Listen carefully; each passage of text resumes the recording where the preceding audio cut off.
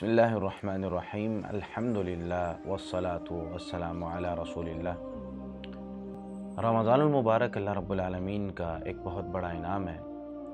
اور جہاں ہم مسلمان اس مہینے میں بہت سی نیکیاں کرنے اور اللہ رب العالمین کے قریب ہونے کی کوشش کرتے ہیں، وہیں کچھ ایسے کام بھی ہیں جو رمضان المبارک میں مسلمان یہ سمجھتے ہوئے کہ یہ نیکی ہیں اسے کرنے کی کوشش کرتے ہیں، حالانکہ وہ نیکی نہیں ہوتی۔ انہی نیکیوں میں سے یا انہی باتوں میں سے ایک بات یہ ہے کہ رمضان المبارک کو ہم 3 عشروں میں تقسیم کرتے ہیں۔ ہمارے ہاں آپ دیکھیں کچھ کیلنڈر چھپے ہوتے ہیں، کچھ پوسٹرز چھپے ہوتے ہیں، اور کچھ جو ہیں وہ پاکٹ سائز لٹریچر ہوتا ہے جس میں یہ بات لکھی ہوتی ہے کہ رمضان کے 3 عشرے ہیں۔ پہلا عشرہ رحمت کا ہے، دوسرا مغفرت کا ہے، تیسرا جہنم سے آزادی کا ہے، اور پھر اس کی دعائیں بھی لکھی ہوتی ہیں۔ حالانکہ نبی مکرم صلی اللہ علیہ وسلم سے ایسا کچھ ثابت نہیں ہے۔ ایک حدیث میں آتا ہے، صحیح ابن خزیمہ میں 1887 نمبر روایت ہے، اور ایک لمبی حدیث ہے۔ اس حدیث میں کچھ الفاظ یوں ہیں: وَهُوَ شَهْرٌ أَوَّلُهُ رَحْمَةٌ، یہ رمضان کا مہینہ ایسا مہینہ ہے جس کا پہلا حصہ، پہلا عشرہ رحمت ہے، وَأَوْسَطُهُ مَغْفِرَةٌ، اور درمیان کا عشرہ مغفرت ہے، وَآخِرُهُ عِتْقٌ مِّنَ النَّارِ، اور اس کا آخری جو حصہ ہے وہ جہنم سے آزادی کا ہے۔ تو یہ حدیث موجود ہے، لیکن یہ صحیح نہیں ہے، نبی مکرم صلی اللہ علیہ وسلم سے ثابت نہیں ہے۔ اس حدیث میں ضعف کی 2 وجوہات ہیں۔ پہلی وجہ تو یہ ہے کہ اس میں سعید بن مسیب رحمۃ اللہ علیہ سلمان فارسی رضی اللہ تعالیٰ عنہ سے ان کا سماع نہیں ہے، انہوں نے ان سے کوئی چیز سنی نہیں ہے۔ دوسری اس حدیث کے ضعف کی وجہ یہ ہے کہ اس کی سند میں علی بن زید بن جدعان راوی ہے جو کہ ضعیف ہے، جس کے بارے میں ابن سعد رحمۃ اللہ علیہ فرماتے ہیں فیہ ضعف ولا یحتج بہ، ان میں ضعف ہے اور ان سے حجت نہیں لی جاتی۔ امام احمد، ابن معین، امام نسائی، ابن خزیمہ اور امام جوزجانی رحمۃ اللہ علیہ، ان تمام محدثین نے اس راوی کو ضعیف قرار دیا۔ تفصیل کے لیے آپ سیر اعلام النبلاء جلد نمبر 5 صفحہ 207 دیکھ سکتے ہیں۔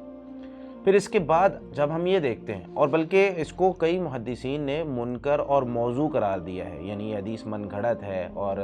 اس کو جو ہے وہ خود سے بنا لیا گیا ہے، نبی مکرم صلی اللہ علیہ وسلم سے اس کا کوئی تعلق نہیں ہے۔ مثال کے طور پر امام ابو حاتم الرازی رحمۃ اللہ علیہ اس حدیث کو منکر کہتے ہیں۔ اسی طریقے سے امام عینی نے عمدۃ القاری میں اسے جلد نمبر 9 صفحہ 20 پر منکر قرار دیا ہے۔ اسی طریقے سے شیخ البانی رحمہ اللہ نے سلسلۃ الاحادیث الضعیفہ والموضوعہ میں بھی اسے منکر قرار دیا، جلد نمبر 2 صفحہ 262 پر۔ تو علماء کے یعنی محدثین کے نزدیک یہ روایت بالکل بھی قابل قبول نہیں ہے۔ اس کے بعد جب ہم یہ دیکھتے ہیں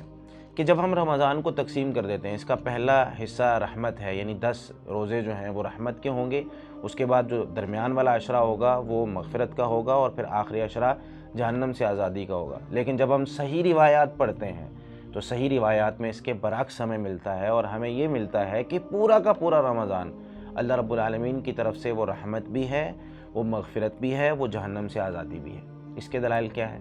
نبی مکرم صلی اللہ علیہ وسلم کی ایک حدیث صحیح مسلم میں 1089 نمبر پر موجود ہے، جس میں سیدنا ابو ہریرہ رضی اللہ تعالیٰ عنہ فرماتے ہیں، رسول اللہ صلی اللہ علیہ وسلم نے ارشاد فرمایا، اذا کان رمضان فتحت ابواب الرحمہ،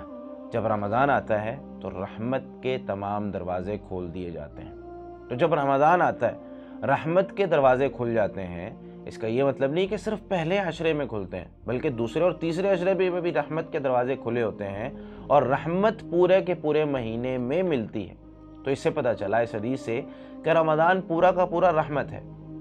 دوسری حدیث یعنی نبی مکرم صلی اللہ علیہ وسلم کے فرامین کے مطابق رمضان پورا کا پورا مغفرت ہے۔ اس کی دلیل کیا ہے؟ ایک حدیث میں آتا ہے، صحیح بخاری میں 37 نمبر روایت ہے، سیدنا ابو ہریرہ رضی اللہ تعالیٰ عنہ فرماتے ہیں، من قام رمضان ایمانا واحتسابا غفر له ما تقدم من ذنبه۔ اس کے بعد کی ہی 38 نمبر حدیث ہے جس میں سیدنا ابو ہریرہ رضی اللہ تعالیٰ عنہ فرماتے ہیں، من صام رمضان ایمانا واحتسابا، دونوں حدیثوں میں یہ جس نے رمضان کا قیام کیا یا رمضان کا روزہ رکھا ایمان کی حالت میں ثواب کی امید رکھتے ہوئے، دونوں حدیثوں میں یہی لفظ ہیں، غفر له ما تقدم من ذنبه، اس کے پچھلے جتنے گناہ گزر چکے ہوں گے وہ معاف کر دیے جائیں گے۔ اب مغفرت یعنی گناہوں کی معافی، ہر دن روزہ ہے تو ہر دن مغفرت ہے، ہر دن